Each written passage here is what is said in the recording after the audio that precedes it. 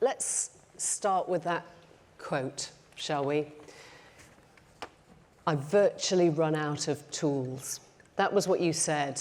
And there was somebody in the room, a certain Chancellor, Rishi Sunak, who you wanted to hear you saying that. You need tools to be able to get people through this crisis. And you're saying, what? There aren't any more. It was very specific. I was talking about energy, and I was talking about the poorest people in society. And in those categories, virtually out of tools is the right thing. And yes, on the other side of the room when I said it, on the Sunday morning politics show, was the Chancellor, and I looked over to him, and it was a baton pass. Because we, at that point, had moved and shifted beyond the point where personal money management can be a sticking plaster over the problems, and the only thing we needed was giant political intervention. And it's probably just worth, some people here will realise this, others won't. It's probably just worth a timetable on energy, because we have a cost of living crisis. But let's be absolutely sure that the totemic one, the big one, the one that affects everyone, are energy bills. Everything else is secondary to that. So let's just ride this back. If we were to go back 18 months now, for somebody on a typical use, which is an off-gem term, but let's call it average use, you would be able to get a cheap fixed energy deal for £800 a year. About a year ago, we saw prices start to go up on the fixes. You were between 800 and 1,000 for the cheapest. Then last October, we saw the price cap rise to £1,277, and we saw cheap deals go. So now you're on the price cap, 1,277. In April, that went up 54% to £1,971. The current prediction from Cornwall Insight, who I rely on, and they're pretty good, and we're most of the way through the assessment period for the next price cap because it's set on wholesale prices, is the October price cap will go to £2,980. And then, that's 51% up. And then in January, we go up 1% more to £3,000. The following April, and this is much less certain, it'll be the first drop, and that may change, but we'll only drop to around £2,800, so still way more than now. So just in that period, 18 months, that is £2,200 increase on a typical bill. Now, you contrast that to a state pension, you contrast that to what someone on universal credit earns, you contrast that to what somebody working full-time on the minimum wage earns, and it is an enormous, unaffordable, unassailable proportion of people's incomes. So, you know, yes, food has gone up, and mortgage has gone up, and national insurance has gone up, and transport has gone up, and everything else has gone up, and they are all problems. But at the centre of this is that monumental rise in energy that I warned before the Chancellor made his last announcements. I thought we were going to move towards civil unrest. Some people read civil unrest as riots. It's not the same thing. Civil unrest means mass not payment of energy bills. It means protests. It means strikes. That's what civil unrest means, and it possibly at the extreme means riots. I think we've probably forestalled that for now with the up to £1,200 per household that came in May, but I think we need to be under no illusions of the depth and the visceral danger when people who have always been their family's breadwinners have the ability to provide for their families taken away from them, and how that is a genuine threat to all elements of society, including those who can afford the cost of living crisis.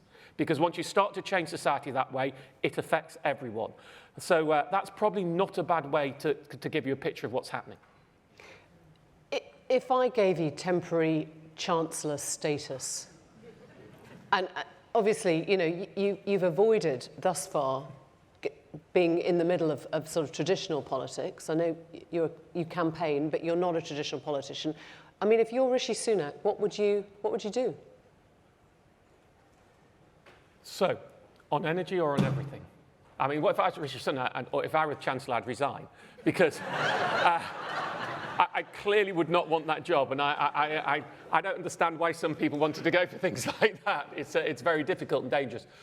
Look, as a short-term energy fix, what the Chancellor did in May I spoke to him on the phone 4 days before. And this is guesswork. They were planning Wait, did he call you? He called me. To ask you advice? He called me to see, I think his phrase was, what I'm feeling about it at the moment. To ask you advice? And that's for him to say, not for me to say. And this was 3 or 4 days before he made his announcement. Now, I had heard before that they weren't planning to do anything in June or July. I think the timetable was sped up. So I think it was done rather rapidly. And I went through a wish list of the things I would be doing. Now, I need to be straight in the room. This was my wish list of what I would do if I were a Conservative Chancellor. Right? You have to understand the person you're talking to. If I were talking to a Labour Chancellor, I may have done something different. But you have to, when you're campaigning, you have to target what is feasible and foreseeable. And 90% of that wish list was what he announced on the Thursday. Right, the reversal of the £200 loan not loan, which was just incredibly unpopular, into a £400 credit. I think specifically the £150 that was given for disabilities, I have a sneaking suspicion that was all me. Because when I said about disabilities, he said it's difficult, but okay, we'll do something. And that was the phrase. I probably shouldn't say exactly what was said on the phone call. So look. Go on, you might as well. You've gone quite far. But I think I'll say 90% of my wish list was given. So I think for that time, that announcement was good. And people in here will understand when you are a campaigner, when you ask for something and you get it, the right thing to do, as I did on the day, is say, well done, that was as good as we could expect, and thank you. Because if you don't, you never bloody get anything again the next time you ask, do you? So, however, back then, the prediction for October was £2,760. It's now £2,980. And while in percentage terms, that's a rather trivial change, £240 a year extra for those on the lowest income is just not something they can snaffle up in the middle of a cost of living crisis. So I actually think when we're getting to October, unless we have a big reversal in a very short amount of time, which is what would change it in October, more is going to be needed. So you come to this as a campaigner for consumers. And I guess it all started with the template for the bank charges. And that was when you sort of became the, I hate the phrase Robin Hood, but you kind of offered, the solution to people. Have you got to a place now? It's all got a bit Sherwood now. I'm not sure I like that anymore. Have you got to a place now where it's not enough to be a consumer champion? You have to change the whole system. I mean, do you think that that's sort of, it's just much more fundamental than filling in a template for somebody on a bank letter? Well, I mean, the templates on bank letters work. That was £1 billion. Listen, what we could really do with right now is PPI. I mean, if you want quantitative easing that actually worked, the £45 billion reclaimed from the banks on PPI that put money directly into people's pockets. I mean, I think my site and the work I did, we did 12 billion, and ours was all free and not paid for, unlike the claims firms, right? I mean, that was actually fantastic for the economy and fantastic for individuals. And if only there were a PPI right now, because I think we could really do with something like that, whereas quantitative easing gave money to the banks, whereas that gave money to real individuals. So I don't think that is trivial. I don't think what I do has changed. I just think where the problem sits has changed. Now, look, if you're talking how do you save money on people's energy bills, well, we were in a narrative of a competitive market system, and my job is to explain. And I always say my job is not to change the system. My job is to show people how to work the system that we're in. I'm not a politician. It's for voters to decide what system they want. Politicians put it in place. My job is to help them navigate through that. But we got to the point where I help people on energy bills, and I can't tell them to switch anymore. And we have this ludicrous situation. Sorry for going on the side. I will come back to it. The standing charge being increased so much is horrendous. We are now in a position where if you cut your energy usage to zero gas, zero electricity, your electricity bill is £165 a year and your gas bill is £99 a year, because we loaded it on the standard charge away from the unit charge. Now that for me is a moral hazard, because it means you disempower people from reducing their usage to save money. Right? It's bad for green issues because, of course, it's a disincentive for using less. I mean, there are some issues with it for poor hire users, for people with disabilities and people who have poorly insulated homes, which is a very big issue in its own right. But, you know, we're into that position. So I get to the point where I can no longer do what I've always done and say, here's how you play the system, because there's no system playing left. Right. So what else is left? Well, I have to talk to the regulators and you have to talk to the politicians because the system is broken. And when it's so substantial, you know, that we're going to $3,000 a year for an energy bill, mortgage levels and rent levels for energy bills, well, you have to then have intervention into the political and regulatory system. So it's the bigger picture that's changed, not what I do that's changed. And put Britain into the bigger picture in the rest of the world, because Andrew Bailey, I think the Bank of England governor, said last night that we are in a worse place than, I think he said, almost anywhere in Europe, or is that right? I mean, why are we suffering this to such an extent compared to our neighbours? I'm not a specialist on worldwide. I look at the UK system. I can certainly tell you that in the 22 years since I've been the money-saving expert, this is the worst. The 2007 for individuals was not as bad. You know, the financial crash was not as bad. The pandemic could have been as bad, but the rescue packages that came in forestalled that pretty quickly. I was very worried at the start of the pandemic it would be this bad, but I think, I mean, while that completely polarised society for those who had help, who built up £170 billion worth of savings, which actually there's a lack of a national dialogue now saying to those people, you built up £170 billion worth of savings, you know, because of the pandemic helping you were working at home and you saved for a rainy day. Well, it's bloody pouring right now.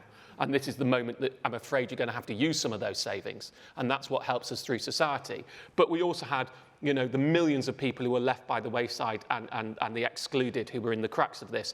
And that absolutely divided. You know, we used to have the haves and the have-nots, but it moved a whole chunk of haves into the have-nots. Yeah. And now this one is worse. And so there is government help coming through.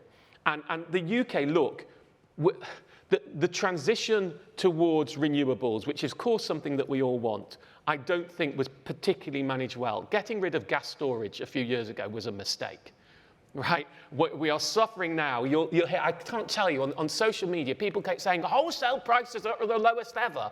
Why are you saying wholesale prices are up and therefore the price cap is up? And the answer is because the wholesale prices are the lowest ever are the next day price. So if I want to buy gas now, I can buy gas, not me, if I were a big energy firm, I can buy gas now cheaply, but the wholesale price for the price cap is the year ahead price, which is what the regulator wants firms to buy so that we've got security of supply. I understand why it's doing that. And that's the price that counts. And that is not cheap. And so surely you ask, well, why can't we just buy the gas now and put it so shit? Because we got rid of gas storage. We don't have anywhere to store it. We don't have anywhere to put it. But would it really have been that simple? I mean, do you really think we would be able to... I'm not saying we would be at the £800 a year level, but I think if we were able to store a lot of gas and give us some wriggle room and breathing room, we would be in a much better position than we were. And some of this, I was listening to the last speech, if you forgive me. I mean, it was really really interesting to hear people who are involved in the political situation talk about what voters want. And look, forget your tribals. Most of the rest think politicians are a bunch of shits who are in it for their own pockets and do nothing. Let's be straight about that.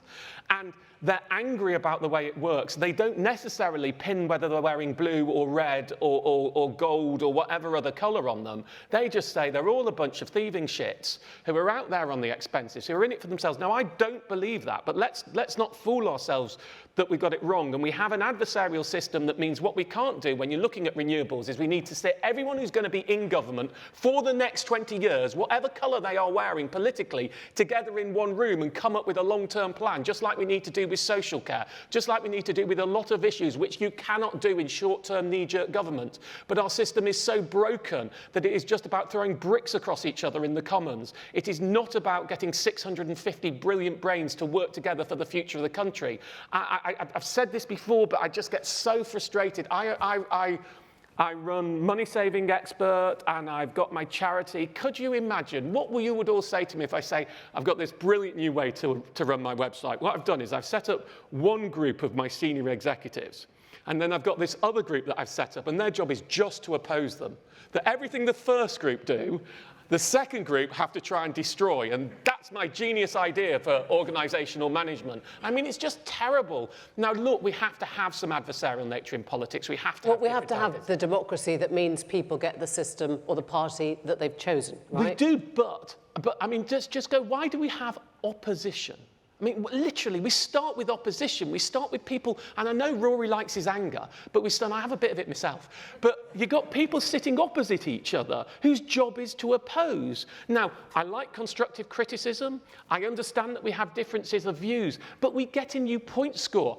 You've stolen my idea and I'm going to be negative. No, great, we came up with a really clever idea. You've taken it. Fantastic. We're all singing from the same song sheet in the best thing for our country. But you're not really advocating a system that doesn't have checks and balances, that doesn't have an opposition party saying that is a terrible idea. No, I'm advocating a system that is set up to oppose and to destroy rather than to critique and to build, which is what I would like to see. It is about the way we operate it, how we score points, how we have all these victories, rather than sitting in some form, and I know it's a dream, but in some form where actually there's a way that we can all sit down and come to some, especially on those projects that need longer-term consensus, that we can have that consensus that works forward, that we pre-negotiate what's going to happen on social care for the next 20 years. And here's one party and we say this and the other party says that. Well, how do we match somewhere that we can all agree with so that what we don't do is keep destroying the system from political pressures? And we don't, there's so much wrong with it. The number of ministers I meet who just know bugger all about the subject when they get, and you have to explain at such a remedial level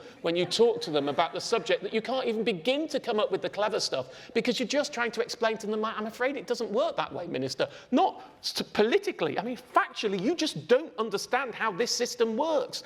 And I find this is why I will never go into politics, because I find it so ludicrous the way we operate politics and government. I'm sure it works in all Western democracies the same way. I mean, America, what a terrible situation they've got going on there at the moment. But I mean, it's really frustrating as an individual. So are we bad in Britain? Yeah, I mean, cost of living crisis here is absolutely atrocious, dangerous and damaging. The food prices that we've got going on, a lot of it is generated from world situations, but a good chunk is the position that we put ourselves in this country. And the question I asked Rory is what happens when climate change rubs up against cost of living? I mean, I've got some lovely stats for you on this that I prepared just for you today that I've not said before. Okay?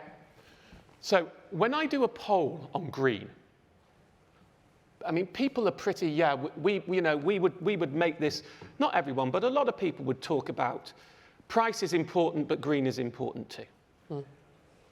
But let me give you some real-world data that most people don't have available that I do. I came up with an idea a few years ago, a system which is basically auto-switch and compare. So many people, this is when the energy market worked, to an extent, rather than the totally broken and screwed energy market that we have today. So what this system does is, we said, we'll do a comparison for you. You have 20 balls, and you can allocate these 20 balls. Someone in here has done it. There you go. I could tell by the way you just nod. You have these 20 balls, and you've got price, you've got service, you've got green, you've got whether it's fixed, you've got exit penalties, and the other one I've just forgotten. So you've got your 20 balls in 6 categories, and you can allocate how many of those 20 balls you want to put into each category. And we then use that to provide the right tariff for you based on your allocation. It was a great system. It worked really well. All those people who were scared of switching suddenly had, wow, you're telling me what the right tariff is for you. It's a bit like you choose your phone contract. But you prioritise your allocation. Yeah. Now, here's a real-world stat. Forget asking people whether they're interested in green or not. This is what they actually chose in their own consumer decision. Over 1 million people did this, and this is pre-cost of living crisis, which of course skewed people more towards price than before. 58% of people had no green balls. 58% of people. The mean and the median and the modal average of green was 0. The mean average of green was just over 1 ball in 20. So we have to be honest with ourselves in this. Forget what people say in polls. This is a bit like the difficulty that pollsters have in an election, that they're embarrassed to say one party or another. When it comes to the practical inaction of green and price, the majority of the country aren't going to make a choice for green. So when we come to how we do green policies, when I talk to my team about how to write, I say we have to write from a selfish position.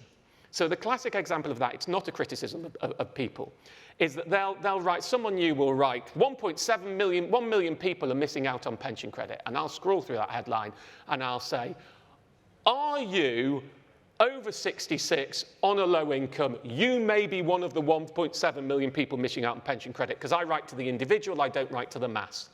And on green issues, we have to understand that whatever people say, when it comes to what's in their pocket, they are not willing to make big sacrifices. So if we want green policies to work, we have to say to people, it has to coincide, certainly at the moment, with cost of living. It has to be cheaper. And there are places where that does work, and there are places where that doesn't work. And while the green agenda, and listen, I would love us to be more green. This isn't anti, this is just reflecting what I see. While the green agenda thinks that everybody wants it, and yes, David Attenborough did a great job on plastic bags, and that was wonderful, and we got the zeitgeist on that. When it comes to the actual choices individuals are making when they don't think anyone can see on an individual level, and they're not being asked a question about it, the numbers choosing to prioritise green, 58% went zero. So should green policy be embedded without anyone asking? I mean, should it be like, you know, fluoride in your toothpaste? You don't get the choice because as a wider society, we just acknowledge it is fundamental. Yeah, I think it needs to be push economics choices now, that people need to be pushed in towards doing it, and they needed to be rewarded towards doing so, and we need to get rid of all the complexity that we've had on the green schemes, and yes, we should embed it, and yes, the taxpayer should be paying to make people's homes far, far better insulated, which is the absolute no-brainer that we should be doing right now, we're giving the poorest people money to pay, you know, we're giving the poorest people money so that they can pay their energy bills, because we've allowed the price cap to go up rather than just keeping the price cap lower. You could just charge lower energy bills. You could have a social tariff that regulates that. That's what I'd be in favour of. We don't. And then that money goes to the retail energy companies who don't actually make that much, but many of them are then owned by the vertically integrated energy, oil and gas companies, who we then pump the money to, who we charge a windfall tax. I mean, seriously. I mean, what we could just do is spend money very quickly and get homes better insulated out there. That means we use less energy, that's better for the green lobby, and that means that the money that we're spending has a long-term return on it, because we're not using it that much, and then we're putting less money into energy companies' profits, and then there's, you know. Are you asking people if they want their homes insulated, or are you just saying, we'll do this for free? You just, you know, get out of your house for 2 days and we'll sort it out for you. Of course we ask people, and insulation isn't right for anyone. There's some problems with cavity wall insulation for some people, and there are some people on that. But of course we ask them. But the key is we have to do it for free, and we have to make it easy. And you know, we have had 2 major green initiatives about putting money in people's pockets, and both of them were so complicated, I could not summarise them in less than 2,000 words. And I'm good. Right? I can summarise most things in a sentence, but I could not summarise those schemes in less than 2,000 words. And fundamentally, they were undersubscribed, even though they were giving free money away, because you can get free money on this as long as you do this one, but we all know this is the one you want, but you have to, and actually, let's just make it a lot more simple, especially now that the whole, this magnification of energy bills from £800 up to £3,000 means actually we have a real opportunity to, you know, 10% of 800 is 80 quid.